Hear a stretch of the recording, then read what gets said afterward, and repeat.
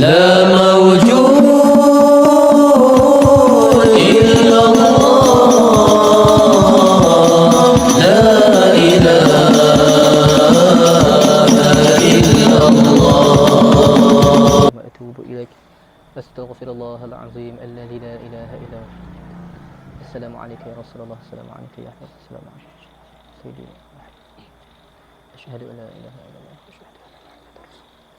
أشهد أن لا إله إلا الله وأشهد أن محمدا رسول الله أشهد أن لا إله إلا الله وأشهد أن محمدا رسول الله أشهد أن لا إله إلا الله وأشهد أن محمدا رسول الله أشهد أن لا إله إلا الله وأشهد أن محمدا رسول الله أشهد أن لا إله إلا الله وأشهد أن محمدا رسول الله أشهد أن لا إله إلا الله وأشهد أن محمدا رسول الله أشهد أن لا إله إلا الله وأشهد أن محمدا رسول الله أشهد أن لا إله إلا الله وأشهد أن محمدا رسول الله. إلى حضرة النبي مصطفى محمد صلى الله عليه وسلم وعلى آله وأصحابه الكرام، وخصوصا إلى روح صاحب الكتاب سلطان الأولياء سيد الشيخ محي الدين عبد القادر الجيلاني والشيخ زين العابدين الفطاني شيء لله لهم الفاتحة. أعوذ بالله من الشيطان الرجيم. بسم الله الرحمن الرحيم. الحمد لله رب العالمين الرحمن الرحيم مالك يوم الدين إياك نعبد وإياك نستعين اهدنا الصراط المستقيم صراط الذين أنعمت عليهم غير المغضوب عليهم ولا الضالين آمين. السلام عليكم ورحمة الله وبركاته. الحمد لله رب العالمين والصلاة والسلام على أشرف الأنبياء والمرسلين وعلى آله وصحبه أجمعين. سبحانك لا علم لنا إلا ما علمتنا إنك أنت العليم الحكيم. قال رب اشرح لي صدري ويسر لي أمري واحلل عقدة من لساني يفقه قولي. فوجدنا عبدا من عبادنا آتيناه رحمة من عندنا وعلمناه من لدنا علما. اللهم صل وسلم وبارك على سيدنا محمد الربيع الأعظم والوسيلة العالية إلى حقيقة الأحدية وقرب القوسين عند سدرة المنتهى نور الأنوار وملاء النور على الكون ومعدن أسرار علوم لدني وعلى آله الحي القيوم وأصحابه ذو الجلال والإكرام بالجنة التي توعدون. اللهم اهدي واهد قومي فإنهم لا يعلمون. اللهم اهدي واهد قومي فإنهم لا يعلمون. اللهم اهدي واهد قومي فإنهم لا يعلمون. لا حول ولا قوة إلا بالله العلي العظيم. أما بعد.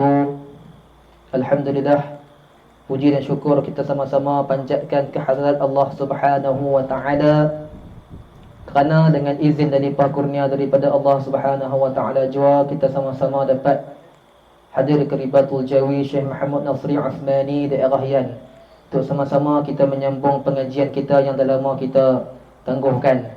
Jadi pada malam ni insya-Allah taala kita akan membaca dua kitab. Seperti mana pada minggu lepas kita baca dua kitab. Untuk pengetahuan semua, kitab yang saya baca pada minggu lepas Tuhfatul Raghibin, namun saya telah ubah kitab tersebut, saya baca di Masjid Muhammadi ya. Jadi boleh pergi ke masjid kalau nak mengaji kitab tu, kerana kitab tu bicarakan tentang hakikat iman. Jadi setelah diberitahu dan setelah diminta oleh 2-3 orang sahabat-sahabat kita, minta untuk saya yang sebenarnya saya dah tak berapa layak untuk nak baca kitab, tak berapa layak untuk nak menyampaikan tazkirah dan tarbiyah, kerana saya hanya murid sahaja. Namun di atas permintaan sahabat-sahabat dan sangka baiknya mereka kepada saya syukur kepada Allah Subhanahu wa taala. Maka saya pilih dalam banyak-banyak kitab tu, kitab Tuhfatul Raghibin saya tukar baca di Masjid Muhammadi, dan kita teruskan juga kitab Kashful Ghaib. Kashful Ghaibiyah tetap kita teruskan pada Ribatul Jawi ni, pengajian di Ribat Jawi ni. Cuma malam ni kita baca dua kitab. Satu kitab Kashful Ghaibiyah yang nak membicarakan tentang hakikat ataupun perkara-perkara sam'iyat dan ghaibiyat, tentang khabar-khabar syurga, khabar-khabar perhiasan-perhiasan syurga, tentang ahwal, yakni hal-hal keadaan yang berlaku di alam kubur atau alam barzakh, tentang kejadian manusia, tentang asal usul Nur Muhammad, Tu tentang kitab Kashful Ghaibiyah, bicara bab tu. Satu, sebelum kita nak baca kitab Kashful Ghaibiyah, insya-Allah saya memilih satu kitab, sebuah kitab guru kita sendiri, kitab syekh kita sendiri, kitab Sultan Aulia Sayyidi Syekh Muhyiddin Abdul Qadir Jailani, kitab syarahannya. Kitab ini kitab perjalanan, kitab nasihatnya yang bernama, yang diberi judul dengan nama Futuhul Ghaib, yakni pembukaan kepada perkara-perkara ghaib. Jadi insya-Allah kitab ni kita baca pada malam ni, dan sebagai mukadimah kita terus kepada syarahan pertama Sultan Aulia Sayyid Syekh Muhyiddin Abdul Qadir Jailani. Dan sebelum kita nak baca kitab ni, kita semua sudah sedia maklum, sudah kita ketahui, sudah kita bacakan tentang manaqib Sultan Aulia Sayyid Syekh Muhyiddin Abdul Qadir Jailani. Siapakah beliau? Tu kita kena tahu. Kita kena ketahui kerana apa? Kerana Sultan Aulia ni maha guru kita sendiri dan merupakan murabbi yang ketiga, penutup bagi sekalian murabbi. Pada kurun nak timbulnya kurun khalaf, maka penutup bagi murabbi adalah Sultan Aulia Sayyid Syekh Muhyiddin Abdul Qadir Jailani, dipakaikan dengan pangkat Muhyiddin. Kenapa dipakaikan dengan pangkat Muhyiddin? Pasal ada kisah berlaku kepada Syekh Muhyiddin. Suatu hari Syekh Muhyiddin ketika ia tawajuh di dalam khalwahnya, dalam bilik uzlahnya, yang berada dalam satu sudut dalam madrasah ribatnya, maka ketika ia tawajuh kepada Allah Subhanahu wa taala, tengah ia memandang musyahadah akan Allah Subhanahu wa taala, maka ruh dia berjalan, rohani dia berjalan ke suatu lorong di dalam negeri Baghdad. Pasal Syekh Muhyiddin ni duduk di negeri Baghdad. Debatnya tu, madrasahnya tu pun duduk di negeri Baghdad. Ketika ia berjalan di lorong-lorong, maka dia lihat seorang lelaki yang sangat-sangat kurus dan sangat-sangat nampaklah dia tu dhaif, sakit, tak bermaya. Lalu Sultan Aulia Syekh Muhyiddin Abdul Qadir Jailani, sebelum itu tidak dinamakan dan tidak diberikan gelaran ia dengan Muhyiddin lagi. Ketika dalam rohani dia, dalam ahwal yang berlaku padanya itulah, bila mana dia jumpa dengan seorang lelaki yang sakit tersebut, yang kurus, yang tak bermaya tersebut, dia bantu lelaki tersebut dan dia angkat lelaki tersebut. Kerana lelaki tersebut meminta tolong kepada dia, wahai Syekhul Kabir, wahai penolong yang agung, wahai Ghawthul A'zam, wahai penolong yang agung, wahai syekh yang besar, wahai guru yang besar, tolonglah aku. Maka angkatlah Syekh Muhyiddin akan lelaki tersebut. Bila angkat akan lelaki tersebut, terkejut Syekh Muhyiddin dan berasa takut Syekh Muhyiddin dengan lelaki tersebut. Kerana apa? Kerana ketika ia angkat, lelaki yang tadinya kurus semakin gemuk, lelaki yang tadi yang sakit semakin sihat, lelaki yang tadi tak bermaya dan dhaif nampak semakin kaya dan nampak semakin haibah dan nampak semakin hebat di sisi pandangan Syekh Muhyiddin. Tanya Syekh Muhyiddin, "Hai lelaki, siapa kamu? Kenapa kamu jadi begini?" "Jangan kamu takut, wahai kekasih Allah. Akulah ad-din." Itulah kata lelaki tersebut. Akulah ad-din, yakni agama yang dahulunya dibawa oleh datuk kamu Muhammad sallallahu alaihi wasallam. Ketika habisnya zamannya dan masuk ke kurun 500 Hijrah, Islam pada ketika itu dipenuhi dengan Mu'tazilah, dipenuhi dengan fahaman Jabariyah Qadariyah, maka berlaku perpecahan umat dari segi akidah, syariat dan akhlak. Allah Ta'ala takdirkan, Allah Ta'ala gantikan seorang lelaki yang berpangkat Ghawthul A'zam, penolong agung, datang untuk menolong agama Nabi Muhammad sallallahu alaihi wasallam. Maka akulah ad-din yang dulunya dibawa oleh nabimu, dan sekarang aku didukung di bawah wilayah kamu, wilayah kewalian kamu, wilayah sultan, yakni penghidup agama. Maka engkau dinamakan dengan Muhyiddin, penghidup agama. Itu penghidup agama. Jadi Syekh Muhyiddin ini penghidup agama nah. Pasal itu kita gelarkan dia dengan Muhyiddin. Nama betul dia tu Abu Muhammad Abdul Qadir. Tu nama betul bagi Syekh Muhyiddin nah. Abu Muhammad Abdul Qadir bin Abu Salih Janki Dawth. Tu nama betul dia. Ya, dia daripada jalur bapa dia tu kepada Sayyidina Hasan, daripada mak dia tu mari daripada nasab jalur Sayyidina Husain. Maka Sultan Aulia ni di depan nama dia ada Sayyidi nah, ada Sayyidi. Tapi dua nasab keturunan Nabi sallallahu alaihi wasallam tu. Jadi Jailani yang belakang tu hak tu gelaran baginya, nisbah kepada Syekh Muhyiddin yang duduk di negeri yang duduk di negeri Baghdad di Farsi, di satu daerah namanya Jailan. Jadi dinisbahkan Jailani tu nisbah tempat tinggal dia ketika ia lahir dulu. Dia Naif nama dia. Tempat lahir dia nama Naif di satu daerah Jailan. kampungnya Naif, daerahnya Jailan, negerinya Farsi, yang sekarang ni dikenal dengan nama Iran atau Iraq. Ya, insya-Allah. Jadi marilah sama-sama kita hadirkan surah Al-Fatihah kepada guru kita yang besar ini. Mudah-mudahan kita dapat madatnya dan mudah-mudahan kita dapat nazrahnya. Ya, kerana seseorang murid tersebut takkan selamat. Ini Syekh Muhyiddin. Dalam kitab ni pun dia telah menceritakan syarahan-syarahannya yang ada lebih kurang 80 buah syarahan daripada Sultan Auliya Syekh Muhyiddin Abdul Qadir Jalani. Dan kitab Futuhul Ghaib ni dikarang oleh anaknya sendiri, Syekh Abdul Razak, kalau tak silap saya. Ya. Syekh Abdul Razak bin Abdul Qadir Jalani.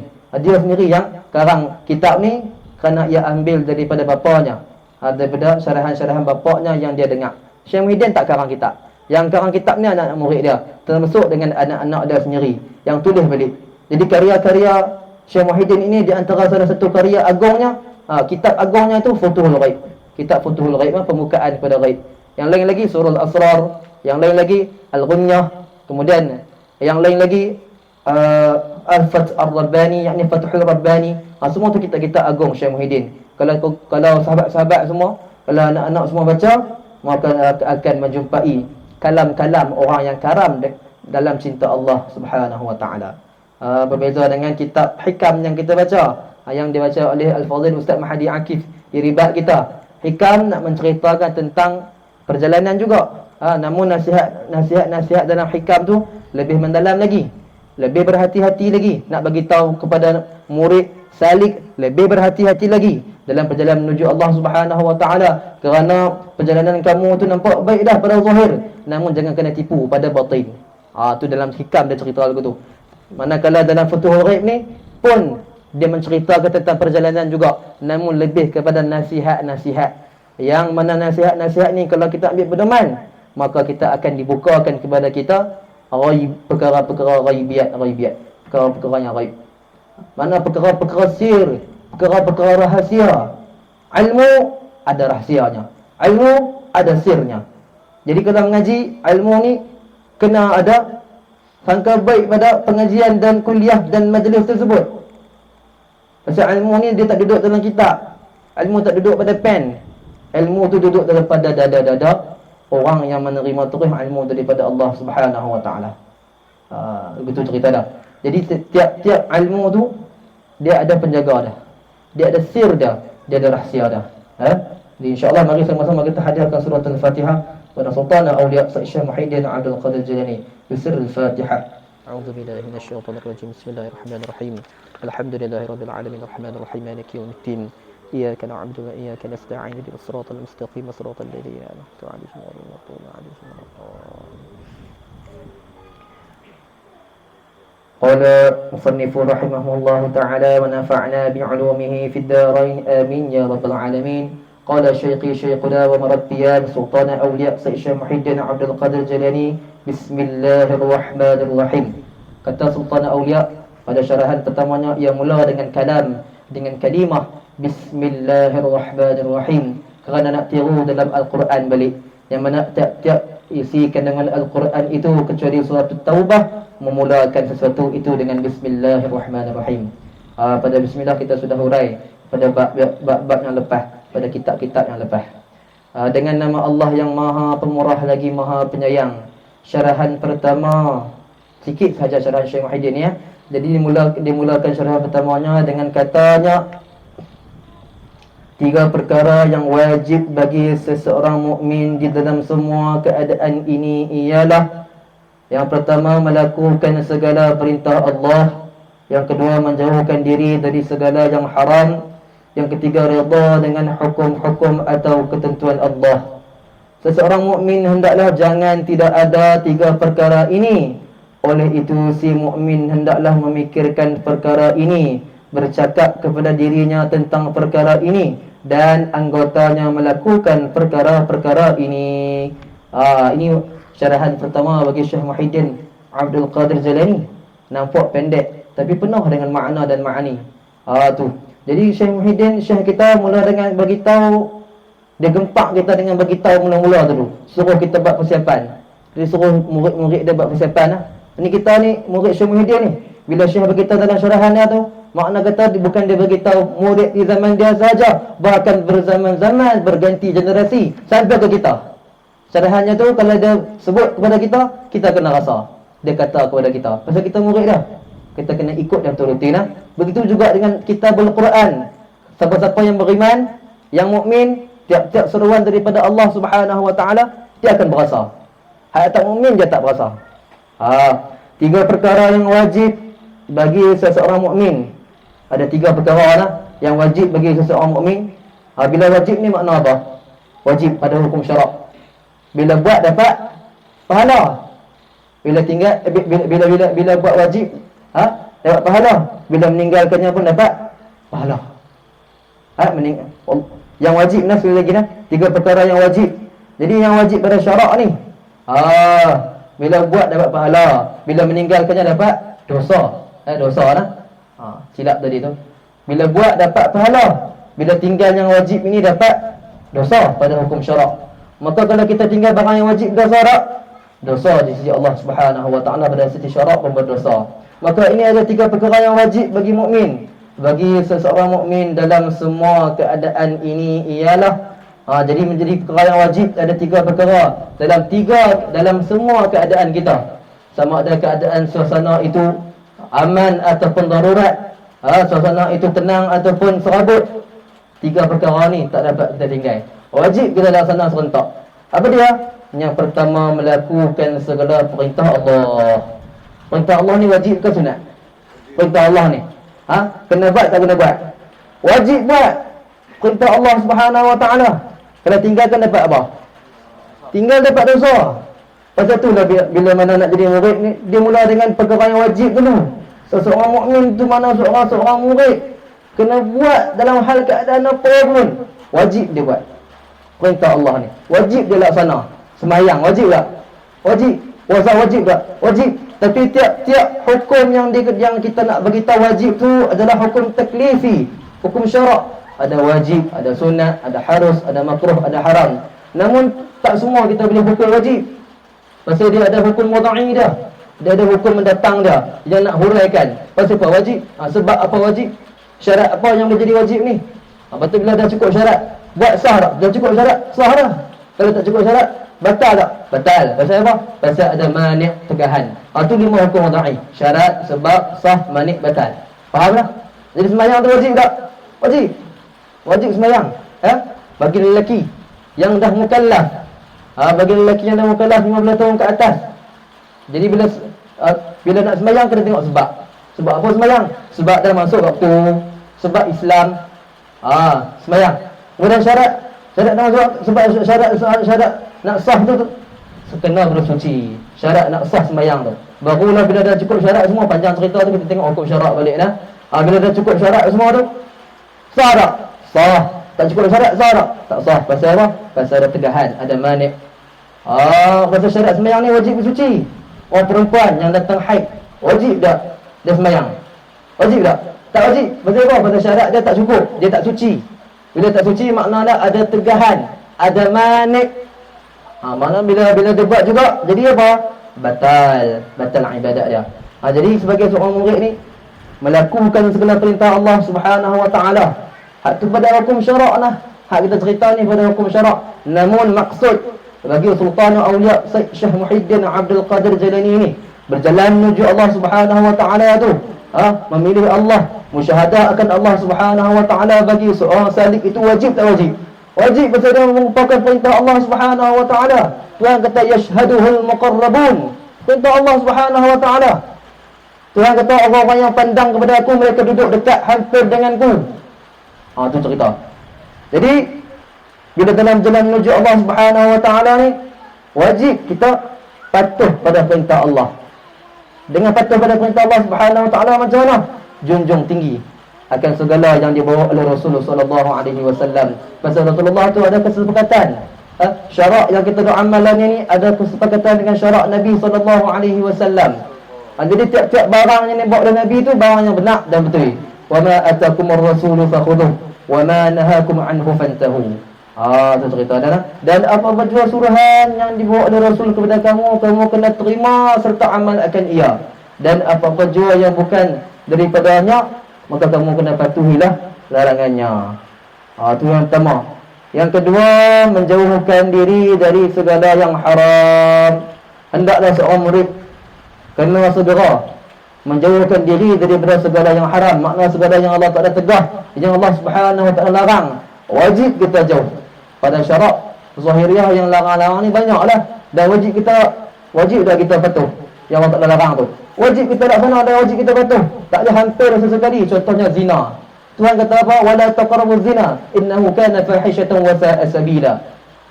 Jangan kamu menghampiri zina, Tuhan kata. Sesungguhnya zina itu satu perbuatan yang keji, yang jahat, yang boleh bawa kerosakan. Itu perintah Allah Subhanahu Wa Ta'ala. Kepada siapa? Kepada orang Islam lagi mukmin. Kalau kamu berasa kamu akan ikut dan patuh pada perintah Allah Subhanahu Wa Ta'ala tu, jangan kamu hampir daripada zina. Hampir pun tak boleh. Buat lagi tak boleh lah. Hampir pun tak boleh. Ni makna kata nak murid duduk kapal, tak boleh lah. Pasal nak pergi pada zina. Pasal penghujung kapal tu, penghujung kamu berkasih-kasih dengan kamu punya perempuan tu, kalau tak kahwin lagi, penghujung dia apa? Melakukan zina. Itu penghujung dia. Kalau sini siapa-siapa yang ada duduk kapal-kapal tu, tinggalkan. Suruh dia tunggu sampai saya cukup duit, saya nak menikah. Sampai saya cukup syarat, saya nak menikah. Nikahlah, buat nak bercinta. Nikah terus. Nah, tu. Jadi ini pada syarak yang saya cerita ni pada zahiriah. Yang saya cerita ni pada zahiriah nah. Namun pada maksud Syekh Muhyiddin menjauhkan diri daripada perkara yang haram, daripada segala perkara yang haram. Syekh Muhyiddin kata kat kita, apa dia? Dalam perjalanan kita menuju Allah Subhanahu Wa Ta'ala, akan Allah Ta'ala layak kepada kita. Allah Ta'ala akan pamerkan kepada kita aqabah, rintangan-rintangan, yang tujuan rintangan-rintangan bagi orang-orang yang beramal ini, Tuhan tarik dia tu suka beramal, tak suka pada Allah. Dia suka, dia gemar kepada, dia ralik kepada amal tersebut, dia tak tembus untuk pergi kepada Allah Subhanahu Wa Ta'ala. Maka dia peganglah pada kuat wirid, kuat doa, kuat jampi, boleh bagi bekas. Haram barang tu. Haram pasal syirik akan Allah Subhanahu Wa Ta'ala. Itu di antara syirik kecil, syirik khafi. Besar lah sebenarnya walaupun nama dia kecil, tapi besar di sisi Allah Subhanahu Wa Ta'ala. Besar di sisi orang-orang yang berjalan macam kita ni, berjalan menuju Allah Subhanahu Wa Ta'ala.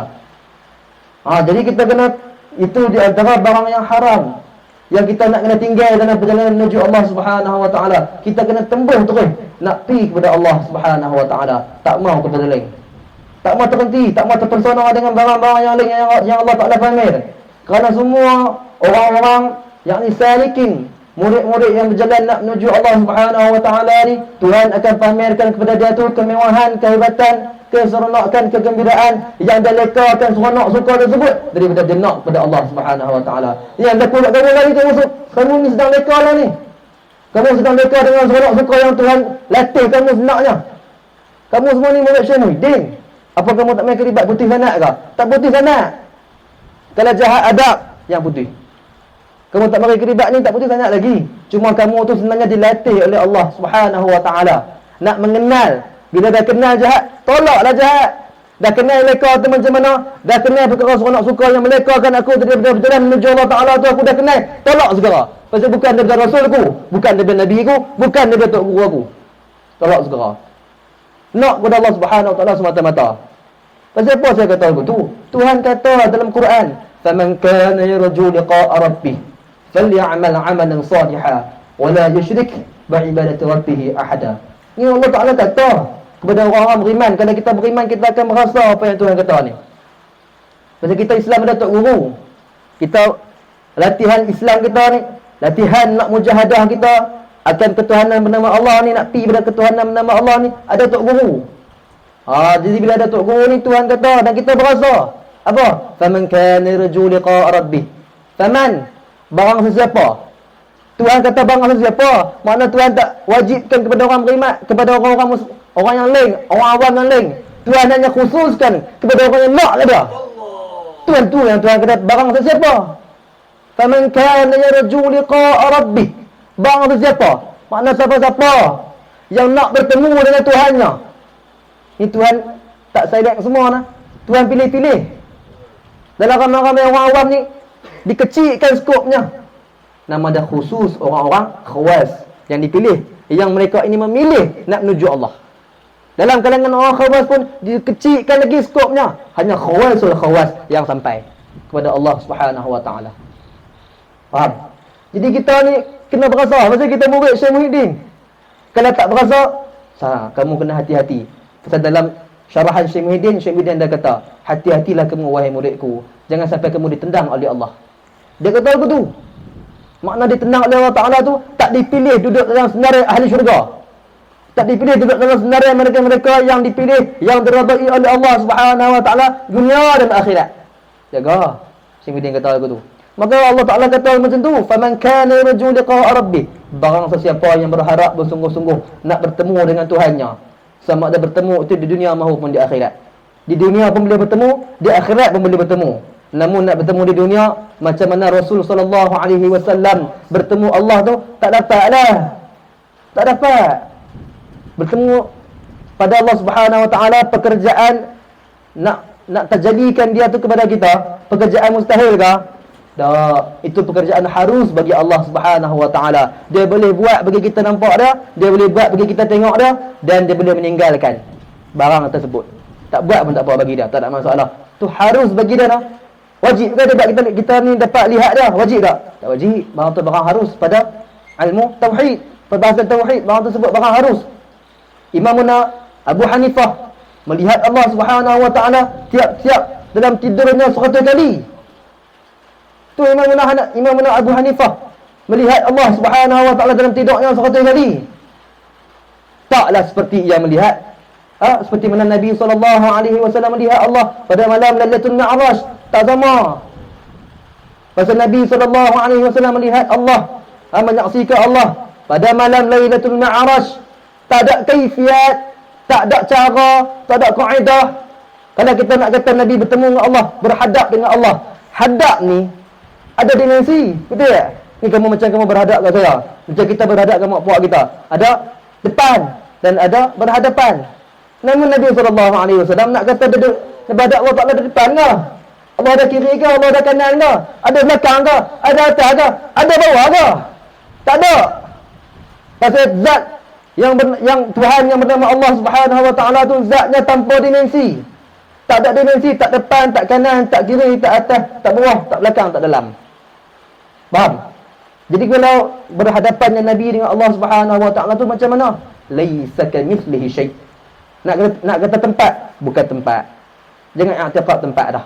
Pasal Nabi tu pergi ke tempat yang bukan tempat dah, yang jauh, yang hujung sungguh, yang tak ada tempat. Yang Nabi pergi tu pada perbatasan wujud yang baharu dan wujud yang qadim. Dan wujud yang baharu tu tenggelam di dalam kekuasaan Allah, tenggelam dalam keagungan Allah Subhanahu wa taala. Kemudian di mana kita? Yang wujud mutlak hanya Allah. Tak ada kita.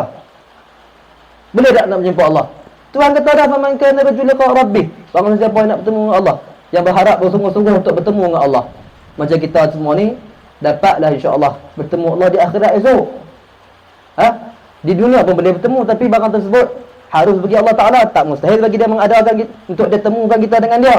Namun tak perlulah kita cari macam tu lah. Itu semua kurniaan. Itu semua perkara-perkara, barang-barang kurniaan. Imamuna Abu Hanifah, macam yang saya kata tadi, disebut dalam kitab Faridatul Fara'id, berjumpa dengan Allah Subhanahu wa taala pada tiap-tiap tidurnya 100 kali. Tapi dia berjumpa dengan macam mana? Wallahu alam, dia pun tak sebut lebih. Cara dia berjumpa tu kan Allah Ta'ala tanpa dimensi. Tak ada rupa, tak ada wajah. Allahu a'lam. Itu mungkin ahwal yang berlaku kepada Imamuna Abu Hanifah, kerana Allah Ta'ala nak meninggikan darajatnya. Siti Rabi'atul Adawiyah pun ketika mana ia buat haji, dia pergi mengerjakan haji di Baitullah Al-Haram. Dia berdoa kepada Allah, ya Allah, aku ini hanya seketul tanah, ya Allah. Yang duduk di depan aku ini hanya sebuah rumah yang megah, yang cantik, ya Allah. Adakah engkau meletakkan perantaraan aku dan engkau, ya Allah? Maksud Siti Rabi'atul Adawiyah, dia nak apa? Dia nak melihat Allah. Dia tak mahu ada perantaraan apa pun. Dia nak terus pergi kepada Allah Subhanahu wa taala. Allah kata apa? Hai Rabi'atul Adawiyah, adakah engkau nak aku menterbalikkan dunia ni? Dan adakah engkau nak aku menjadikan semua darah-darah makhluk yang ada dalam dunia ni sebagai tebusan kamu nak lihat tu? Allah Ta'ala tanya dia gitu. Kemudian Allah Ta'ala kata, tahukah kamu bahawasanya Musa kalimullah, pun minta kepada aku nak melihat aku, namun ia tak mampu setelah aku terjadikan hanya sebesar zarah cahaya aku di Bukit Sinai. Di Bukit Tur Sina tu nah. Allah Ta'ala hanya terjadikan satu zarah daripada cahaya. Ni berapa zarah Allahu alam dah. Itu zarah kecil saja daripada cahaya Allah. Terjadi hancur berkecai Bukit Sinai tersebut hingga jadi debu-debu hitam. Dan Musa kalim Allah pun rebah, segera-segera turun malaikat Jibril peluk Nabi Musa alaihi salam, takut berkecai, takut berpecah jasad dan badan Nabi Musa alaihi salam. Kemudian Ribatul Adawiyah kata lagi, ya Allah, aku nak melihatmu juga ya Allah. Dia minta kepada Allah di Baitullah, di depan Baitullah, ya Allah, aku nak melihatmu juga ya Allah. Dia berguling-guling minta kepada Allah Subhanahu wa taala. Kemudian Allah kata, tak boleh.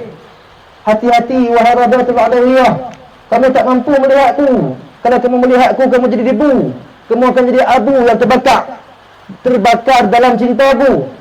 Semua yang ada dalam alam ni semua akan hancur binasa kalau aku terjadikan zat aku. Kemudian Rabi'atul Adawiyah kata, ya Allah, sekiranya aku tak mampu melihat keagungan dan kebesaranmu, maka kurniakanlah kepada aku pangkat kefakiran yang mulia pada sisimu ya Allah.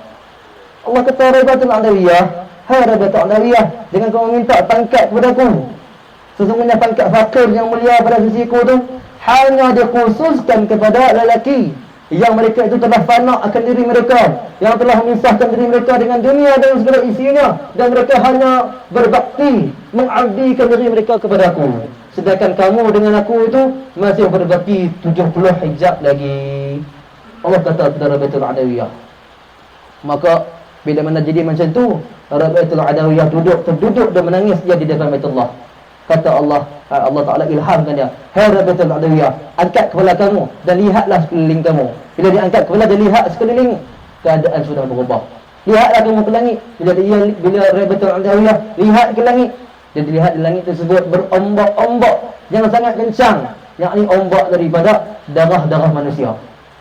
Allah kata, hai Rabi'atul Adawiyah, lihatlah, itulah ombak daripada darah mereka-mereka yang menangis akan aku. Itulah ombak darah-darah daripada mereka-mereka yang berbakti kepada aku, yang nak kepada aku semata-mata. Adakah kamu sanggup buat begitu wahai Rabi'atul Adawiyah? Maka segera Rabi'atul Adawiyah naik zauq dia dan dinaikkan maqam martabatnya di sisi Allah Subhanahu wa taala hingga hilang diri dia dan ia terwujud kepada Allah Subhanahu wa taala. Ini maqam orang yang nak menuju Allah Subhanahu wa taala. Dia tinggalkan perkara yang haram, minta pangkat ke Allah Taala pun jadi haram tak? Jadi haram bagi orang-orang yang nak menuju Allah. Pasal tu ada setengah hukama kata, bermula dunia itu haram bagi ahli akhirat. Bermula akhirat itu dan dunia itu haram bagi ahli Allah. Haram bagi orang yang nak kepada Allah Subhanahu wa taala. Jadi kita syekh kita ni, tok guru kita, Sultan Aulia Syekh Abdul Qadir Jilani mulakan dengan 3 perkara ni. Dalam nak menuju Allah Taala ni, buat segala perkara yang disuruh, kata Syekh Muhyiddin. Segala perintah Allah Ta'ala kamu kena lakukan, dan segala perkara yang haram kamu kena tinggalkan, kata Syekh Muhyiddin. Kena tinggal. Makna kata haram dalam zahirah tu lagi kena tinggal, haram dalam batin pun kena tinggal. Perjalanan menuju Allah Ta'ala, nak kepada pangkat pun, nak kepada syurga pun kena tinggal. Faham? Nak kepada syurga pun kena tinggal, tak boleh. Haram bagi orang yang nak kepada Allah Ta'ala, tak boleh. Sedangkan syurga dan segala perhiasannya itu hanyalah ganjaran bagi mereka-mereka yang nak kepada Allah. Mereka itu dikurniakan lebih lagi ganjaran bagi ahli syurga yang nak kepada syurga. Pada itulah Siti Rabi'atul Adawiyah setelah ia sampai kepada satu martabat yang zauq, yang ia telah khalwat selama 12 tahun. Kata Siti Rabi'atul Adawiyah, ya Allah, sekiranya aku ini beribadat kerana nak ke syurgamu, maka Engkau berilah pahala ibadatku ini kepada mereka-mereka orang-orang yang nak kepada syurgamu ya Allah. Ya Allah, sekiranya aku ibadat ini kerana nakkan neraka-Mu, maka berilah pahala ibadatku ini kepada mereka-mereka yang takut ke neraka-Mu ya Allah. Namun ya Allah, kalau aku ibadat ini hanya semata nak kepada Kamu, kurniakanlah aku wajah-Mu ya Allah. Ini kata Siti Rabi'atul Adawiyah. Jadi kita kena ambil teladan lah. Ahli sufi yang dulu-dulu mereka sudah sampai kepada Allah Subhanahu wa taala. Jadi Siti Rabi'atul Adawiyah ni kata setengah ulama, satu pangkat, selevel, ya, sama tara dia dengan pangkat Sultan Aulia Syekh Muhyiddin Abdul Qadir Jalani. Dia tu wali perempuan. Dia aulia perempuan. Dia sama pangkat dia tu dengan Syekh Muhyiddin Abdul Qadir Jalani. Ada setengah ulama kata macam tu. Kata tu bila Syekh Muhyiddin tawajuh ketika ia melakukan tawaf, dia nampak satu ahwal, satu arwah yang sedang tawaf juga. Mati dah. Pasal Betul Adawiyah dengan Syekh Muhyiddin ni zaman yang jauh. Betul Adawiyah tu zaman Hasan Al-Basri. Syekh Muhyiddin 500 Hijrah zaman dia. Jadi bila mana dia tahu tengah-tengah dia tawaf di Baitullah tu, Syekh Muhyiddin nampak satu arwah, satu perempuan yang nampak zauq pada keadaannya, nampak tinggi martabatnya di sisi Allah, nampak zahir tauhidnya tu. Maka tawajuh dah ia naik ke Lauhul Mahfuz mencari nama siapa ni aku tak kenal. Sedangkan semua awliya Allah ni Tuhan kurniakan kepada aku senarai nama, bermula awliya yang awal hingga kepada awliya yang akhir zaman. Dikurniakan kepada aku senarai nama awliya tersebut. Kekasih-kekasih Allah ni semua ada senarai nama di bawah Syekh Muhyiddin Abdul Qadir Jalani. Namun aku tak jumpa dah. Maka aku minta kepadamu ya Allah. Aku munajat kepadamu ya Allah. Siapakah perempuan ni? Maka Tuhan kata dialah kekasihku Rabi'atul Adawiyah Al-Basuriyah. Dialah kekasihku yang aku ambil daripada kalangan perempuan. Namun jiwa dia tu ar-rijal, lelaki. Pemuda-pemuda Allah nah. Tu. Yang ketiga, redha dengan hukum-hukum atau ketentuan Allah. Ini tiga perkara nah. Setelah kita dah melakukan segala suruhan Allah, tinggalkan segala larangan Allah, dan kemudian kita redha nah, dengan segala hukum-hukum atau ketentuan Allah. Apa makna redha? Redha ni makna suka nah. Jadi kita kena suka dengan segala hukum-hukum yang Allah Subhanahu wa taala telah tetapkan yang dihantarkan pada hamba mukallaf atas lidah Rasul Nabi Muhammad sallallahu alaihi wasallam. Dan kita kena suka dengan segala ketentuan yang Allah Subhanahu wa taala telah tetapkan kepada kita. Daripada satu keadaan ni keadaan lah ni. Macam mana keadaan kita lah ni? Kamu lah ni, keadaan kamu tu seorang pelajar. Kemudian kamu doa Allah, ya Allah, aku nak jadi seorang pekerja arkitek dan nak kahwin. Keadaan kamu tu masih lagi pelajar. Kamu nak minta berpindah kepada satu takdir yang lain, tak boleh. Memang Allah Ta'ala tu tak mustahil dia boleh buat lah. Dia boleh buat, tak ada masalah. Namun kalau kamu minta macam tu, nampaklah kebudak-budakan kamu. Begitulah kebudak-budakan yang daripada orang dewasa. Minta ni ke Allah. Budak-budak, makna budak-budak dalam perjalanan menuju Allah. Tak matang dalam jalan menuju Allah Subhanahu wa taala. Tak ada satu kefahaman yang kuat. Belum lagi dia jadi ar-rijal, lelaki-lelaki Allah. Belum lagi. Maka dia minta sesuatu, dia tak mau terima ketentuan. Kenalah terima ketentuan. Yang berkulan ini, yang ada kat kita lah ni, kena terima ketentuan dulu. Dan Tuhan takdir kita macam ni lagi, pada sumpah belum siap lagi. Terima ketentuan dulu, nak buat macam mana? Pasal Tuhan tahu kita belum ada persediaan dan persiapan. Andai kita kena takdir Allah Ta'ala siap bila sumpah tu, mari pokok ramai pula jenuh kita. Lagi ramai, lagi jenuh kita. Jadi makna kata Tuhan tahu kita belum ada persiapan, persediaan, maka Tuhan tak bagi kepada kita. Ni hari ni ada orang tanya, bila Mahdi nak keluar? Bila Dajjal nak istihadari? Ada orang tanya macam tu. Kamu terima dengan ketentuan kamu. Kamu pun belum buat persiapan lagi. Awak kalau Mahdi keluar, ikut Mahdi ke? Awak kalau Dajjal keluar tu, kamu nak lawan Dajjal ke? Wallahu alam, lah tentu lagi nah. Tapi kita berharap pada Allah Subhanahu wa taala. Cuma jangan minta macam tu. Jangan tanya macam tu. Macam mana kisah Musa dengan Khidir alaihi salam. Jangan tanya. Pasal Khidir alaihi salam beritahu kepada Musa, wahai Musa, nak sahabat dengan aku, nak berguru dengan aku boleh? Syarat jangan tanya. Lepas tu macam itulah nak bagi tahu kiasan yang berlaku di antara kisah Musa dan Khidir itu, nak bagi tahu kepada kita semua, janganlah bertanya kepada segala ketentuan yang berlaku pada kita kini. Jangan tanya. Kalau kita tanya, ya Allah, awak jadi macam ni. Awak jadi macam ni. Pasal apa jadi macam ni? Tanda kita belum lagi beriman dengan Allah Subhanahu wa taala. Tak beriman lagi. Belum lagi dapat patuh, tunduk, turut perintah, menyerah diri. Tak lagi. Belum lagi. Makna belum Islam lagi. Jadi sama-sama lah kita duduk. Seseorang mukmin hendaklah jangan tidak ada tiga perkara ini. Tu kata Syekh Muhyiddin. Seseorang mukmin, mana tiap-tiap orang mukmin, dan terutamanya murid-murid yang jadi murid baginya. Dia kata janganlah sesekali tak ada perkara ni. Kena ada tiga perkara ni serentak. Buat apa yang dia suruh, segera tinggal apa yang dia larang. Dan kena redha dengan hukum-hukum ketentuan Allah Ta'ala tersebut. Lepas dah kita. Kena redha lah. Jadi bila mana Allah Ta'ala takdir ni, disebabkan diri kita yang lalai dan leka ni, hari ni tak sembahyang subuh. Kemudian esok pun tak sembahyang. Lusa pun tak sembahyang. Sampai beberapa hari tak sembahyang subuh tu. Adakah kamu nak tinggal terus atau kamu nak qada? Wajib qada lah. Pasal barang tu sebut barang wajib. Wajib qada, tak boleh tinggal. Jangan putus asa dengan rahmat Allah Subhanahu Wa Taala. Minta ampun kepada dia atas lalai dan leka kita. Macam kita yang lalai dan leka, namun pada hakikatnya dia yang takdir. Dia yang tentukan. Pasal Allah Taala ni la tataharraqu zarratan illa biiznillah. Tidak bergerak wala satu zarah melainkan biiznillah, dengan izin Allah. Jadi kita nak bergerak, nak cakap, nak buat sembahyang, nak menghadap dia pun semua kena dengan izin dia. Semua kena sangka baik kepada dia. Semua kena musyahadah akan dia. Gerakku, diam aku, hanya la haula wala quwwata illa billah. Tak ada daya, tak ada upaya melainkan dengan kuasa dan pertolongan daripada Allah Subhanahu Wa Taala. Tak ada daya. Kalau kamu ada daya, cubalah buat sesuatu yang barang yang kamu tak boleh buat. Mengadakan sesuatu. Itu bukan pekerjaan kita mengadakan barang yang tiada dan mentiadakan barang yang ada. Itu pekerjaan ketuhanan bernama Allah. Kena sabar. Dan kita sentiasa dah minta ampun kepada Allah Subhanahu Wa Taala dan jangan kita putus asa dengan rahmat dia.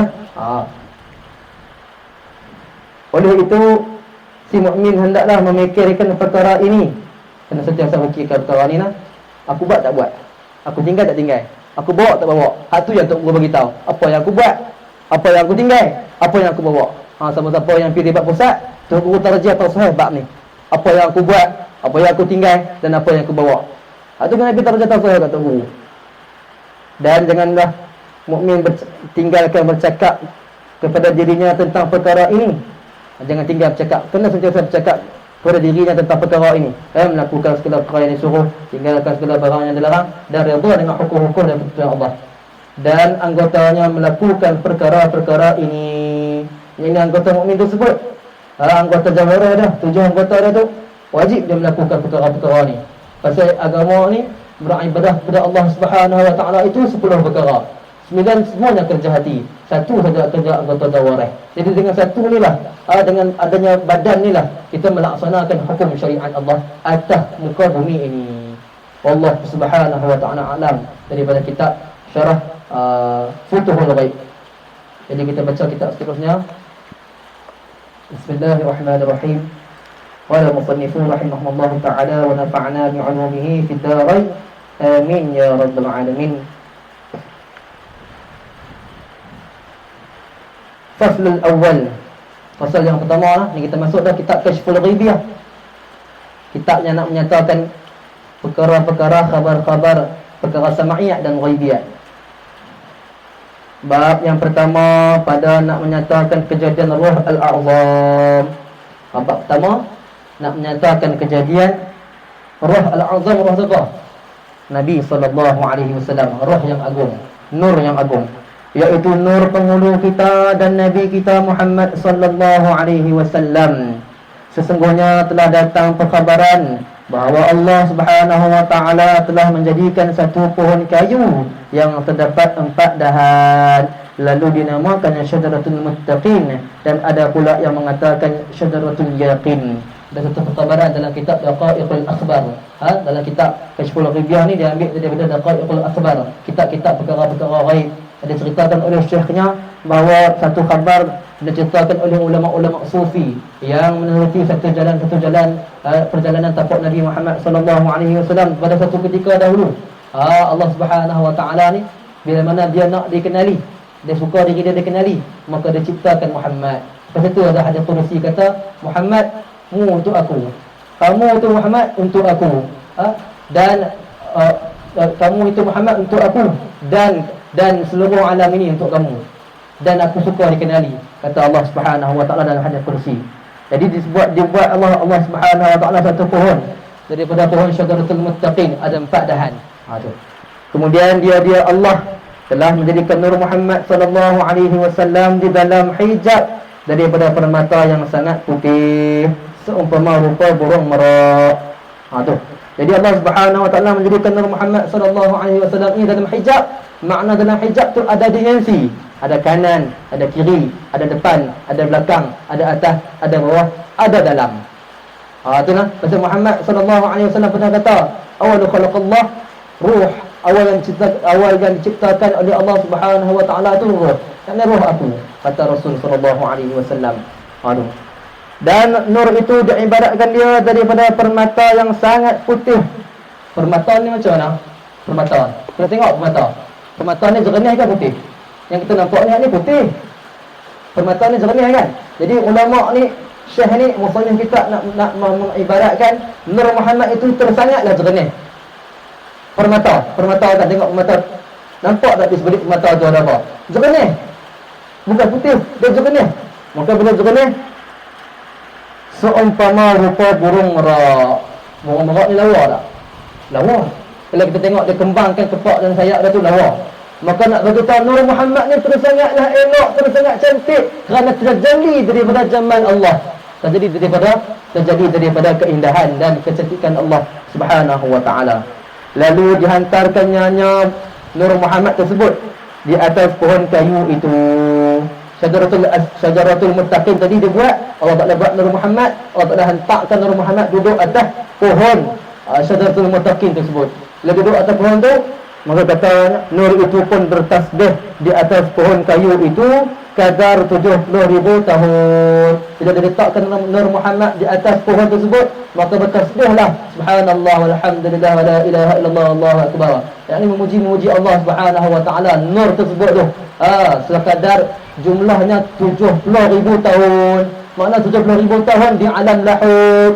Kita ni macam yang saya beritahu pada minggu lepas, ada 7 hari. 7 hari bagi Allah, wa dzakirhum bi ayyamillah. Berilah ingatan dengan hari-hari Allah. Hari Allah yang pertama tu pada alam lahud, kemudian alam jabarut, alam malakut, alam mulki, alam nasut, alam barzakh, alam akhirat.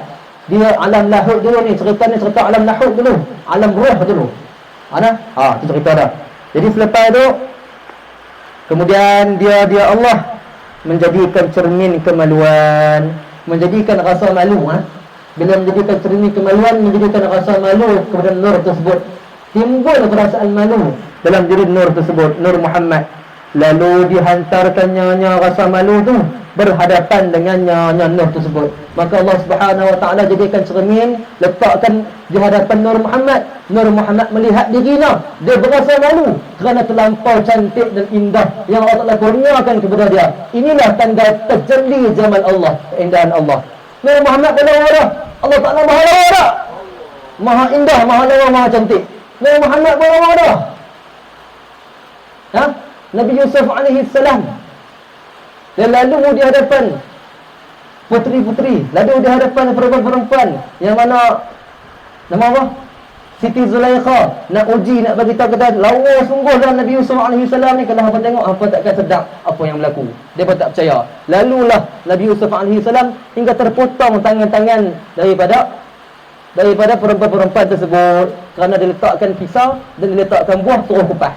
Bila kupas, lalu Nabi Yusuf. Bila lalu Nabi Yusuf, mereka tengok Nabi Yusuf, mereka terpesona dan terlupa apa yang berlaku kepada mereka. Bahawasanya mereka sedang potong buah.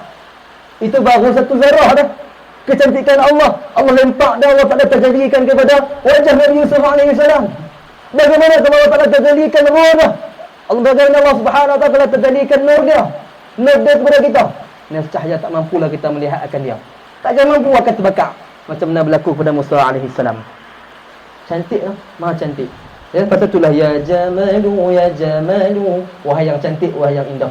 Nabi SAW cantik ia kerana terjadi daripada cantik Allah Subhanahu Wa Taala. Ya, bila mana merak itu, yakni nur itu, Nur Muhammad itu melihat rupanya lebih elok dan terhias di dalam cermin itu, maka ia pun berasa malu kepada Allah Subhanahu Wa Taala hingga menggeletar. Itu kata musannif, bila mana Nur Muhammad melihat wajahnya menggeletar ia, kerana Allah Ta'ala kurniakan kepada dia satu kecantikan yang maha cantik. Cantik sungguh. Bila menggeletak, menggigil, maka keluarlah peluh-peluh daripada Nur Muhammad tersebut. Ada 6 titik peluh yang keluar, ya. Peluh pertama, jatuhnya peluh tersebut daripada Nur Muhammad, Allah Subhanahu Wa Ta'ala jadikan roh Abu Bakar As-Siddiq. Yang kedua roh titik daripada titik peluh yang kedua, roh Sayyidina Umar Al-Khattab. Yang ketiga tersebut roh Sayyidina Uthman bin Affan. Dan yang keempat, titik yang keempat adalah roh Sayyidina Ali karamallahu wajhah. Titik kelima adalah dijadikan iaitu pohon bunga mawar. Dan titik yang keenam, Allah jadikan sekalian padi-padi yang ada. Tu daripada Nur Muhammad sallallahu alaihi wasallam dijadikan. Ni asal-usul kejadian kita kena ambil tahu. Perkara-perkara ghaibiyat menambahkan lagi yakin kita kepada Allah Subhanahu wa taala. Itu kita baca lagi. Kemudian Nur Muhammadiyah itu bersujud 5 kali sehingga segala sujud itu menjadi fardu yang diwaktukan ke atas umat Muhammad. Itu dia. Bila mana nur itu, bila mana dia berpeluh, dia melihat kecantikannya dan terus dia berpeluh, jadikan 6 titik tersebut, 6 roh yang saya sebut tadi itu, maka dia bersyukur kepada Allah Subhanahu wa taala, dia sujud kepada Allah Subhanahu wa taala kadar 5 kali. Maka 5 kalilah Allah Taala fardukan solat ke atas kita.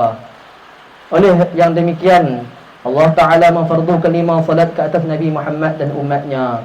Kemudian Allah Taala melihat nur tersebut pada kali yang lain pula, lalu ia berpeluh lantaran berasa malu kepada Allah sehingga keluar daripada peluh hidungnya.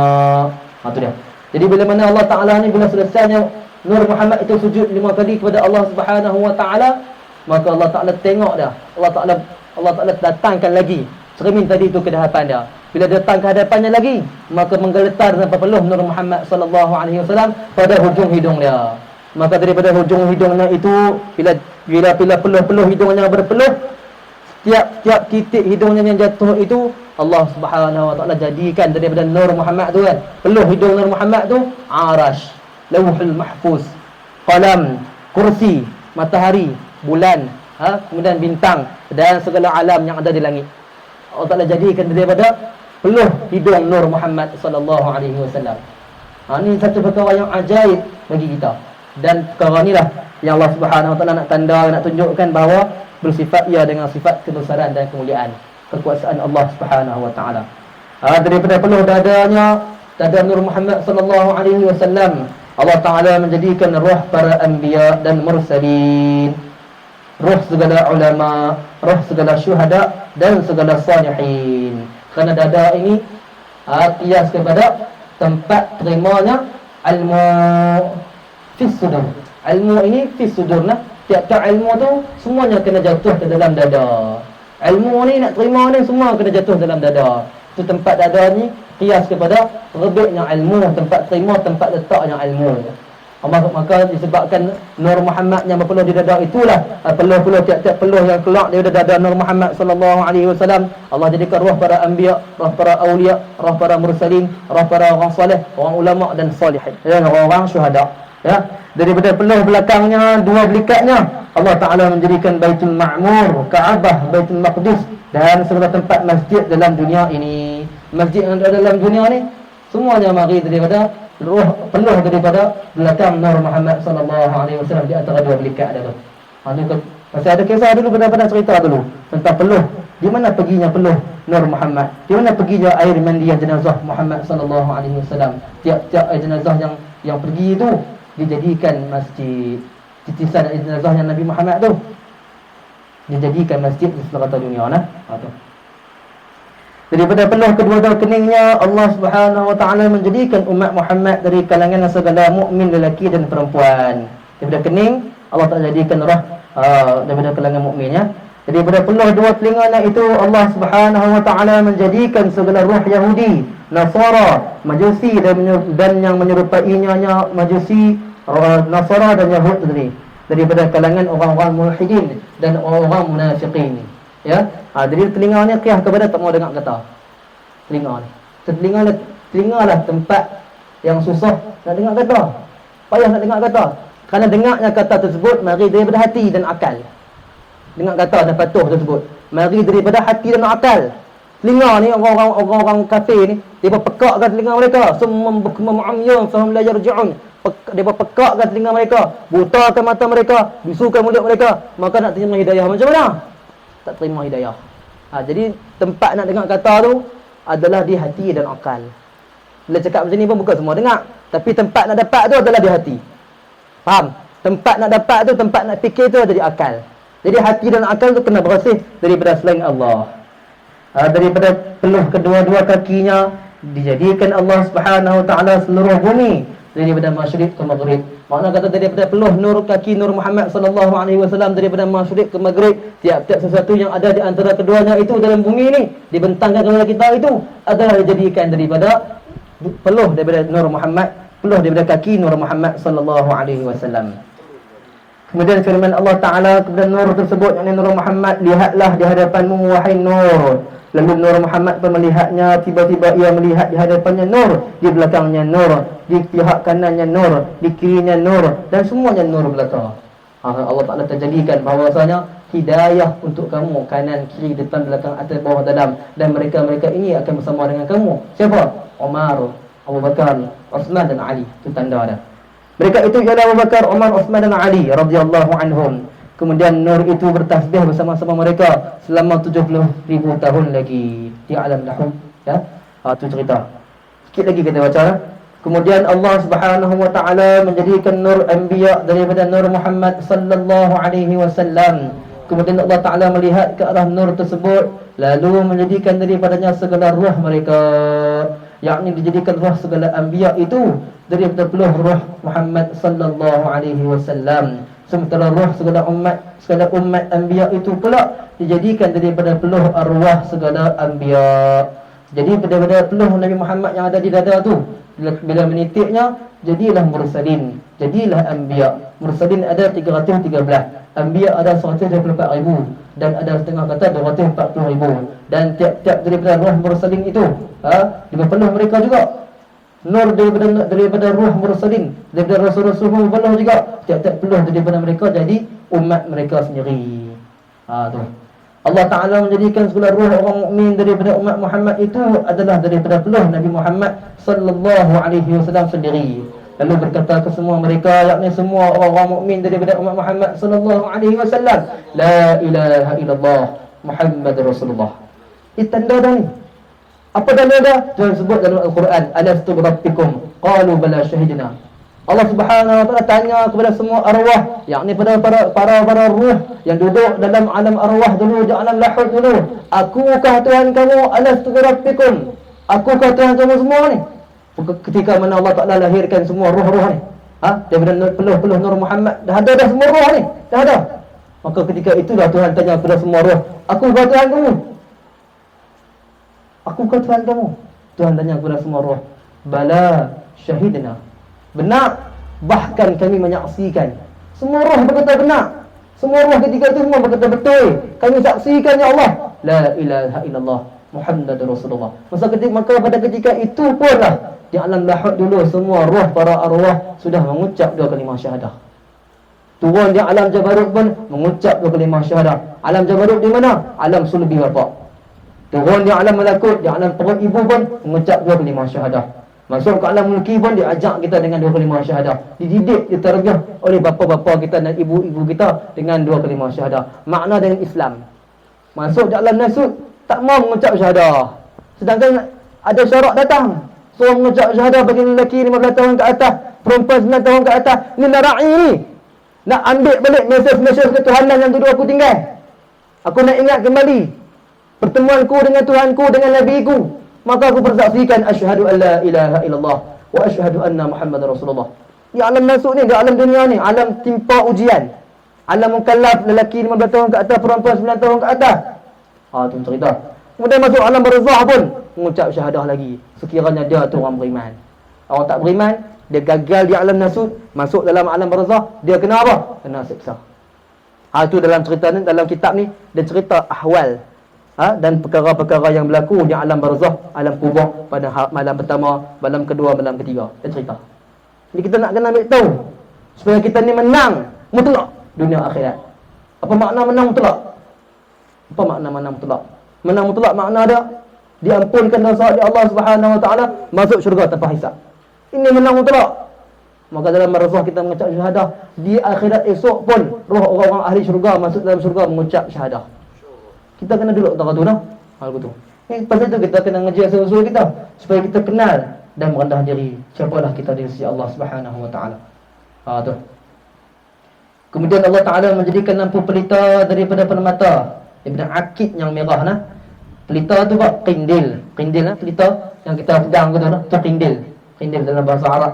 Dalam bahasa Melayu dia pelita, lampu pelita yang ada tempat pegang tu. Qindil tu dijadikan daripada permata, daripada akid yang merah, yang jernih, ya, sehingga dapat dilihat oleh para ruh semua. Akan tampak zahirnya itu daripada batinnya. Kemudian rupa Muhammad itu dijadikan seperti rupanya yang ada di dalam dunia, lalu dihantarkannya rupa Muhammad itu dalam kindir tersebut.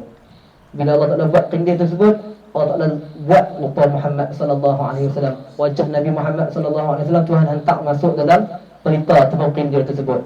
Maka pada ketika itu Allah Ta'ala panggil roh Nur Muhammad sallallahu alaihi wasallam masuk dalam kindir itu juga. Rupa dah ada, jasad dah ada, masuk dalam tu juga. Masuk dalam tu, maka nampaklah semua roh bahawasanya Muhammad sallallahu alaihi wasallam itu sedang berdiri. Dan ibaratkan dirinya seperti salat, yakni qiyam dalam kindir tersebut, dalam pelita tersebut. Maka Allah Ta'ala panggil seluruh roh marilah tawaf di keliling kindir, yakni di keliling pelita tersebut. Roh anbiya keliling, roh awliya keliling, roh orang mukmin, orang soleh, semua tawaf selama 100,000 tahun. Tawaf di keliling pelita tersebut. Kemudian Allah Subhanahu wa taala menyuruh tiap-tiap roh itu supaya melihat kepadanya rupa wajah Muhammad itu, sehingga mereka pun melihat ke arahnya. Setengah mereka ada yang melihat ke arah dan jadi apa sekian-sekian, wallahu subhanahu wa taala alam. Ya. Jadi kita tangguh dulu pengajian kita pada malam ni. Kita masuk pada minggu depan pula. Kalau orang ni melihat pada rupa Muhammad, jadi apa hari ni? Dalam pelita tu. Lihat pada tangan Nabi Muhammad sekarang ni dah jadi apa di dunia ni. Dia lihat pada kaki Nabi Muhammad di dunia dah jadi apa? Dia lihat pada rambut Nabi Muhammad di dunia dah jadi apa? Dalam kindir tu, dalam kitab ni dia cerita dah. Bahawa sesiapa yang lihat pada sekian tempat pada wajah zat Muhammad sallallahu alaihi wasallam tu, maka di dunia tu bagi kita dah jadi apa? Ada dah. Tu insya-Allah kita akan sambung pada pengajian yang akan datang. Wallahu subhanahu wa ta'ala alam. Yang baik daripada Allah subhanahu wa ta'ala, yang buruk yang lemah daripada diri saya sendiri.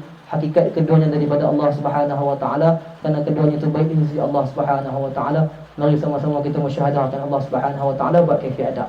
Pandang dengan mata hati basirah di depan Allah nanti, dan kita sahabat dunia akhirat. Jangan merenggang dalam lepas ni daripada duduk dalam tarbiyah murabbi, duduk dalam tarbiyah mursyid. InsyaAllah kita akan bertemu balik. Janji Allah kita kena yakin dan kena pegang. Betul? Kata Abu Ya Almarhum Syekh Ahmad Junaid, yakin Allah tunai janji. Ulaikal mu'min haqqa. Firman Maha Esa, berdirinya kita laksana alif di mana-mana kita tu, maka akan datanglah kepada kita tu rahmat dan nikmat daripada Allah Subhanahu wa taala. Mudah-mudahan yang baik daripada Allah Subhanahu wa taala. Marilah sama-sama kita hadiahkan salawat kepada Nabi sallallahu alaihi wasallam sekali, kemudian kita jamu dengan jamuan makanan. Allahumma salli wa sallim ala nuril anwar wa sirril asrar wa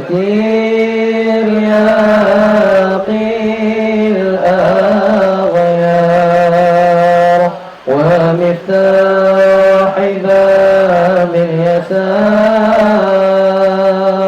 سيدنا ومولانا محمد المختار وآله الأطهار وأصحابه الأخيار عدد نعم الله وإفضاله. اللهم صل وسلم وبارك عليه وعلى آله وصحبه. InsyaAllah nyebut semua makan. Sekian, Assalamualaikum warahmatullahi wabarakatuh. لا موجود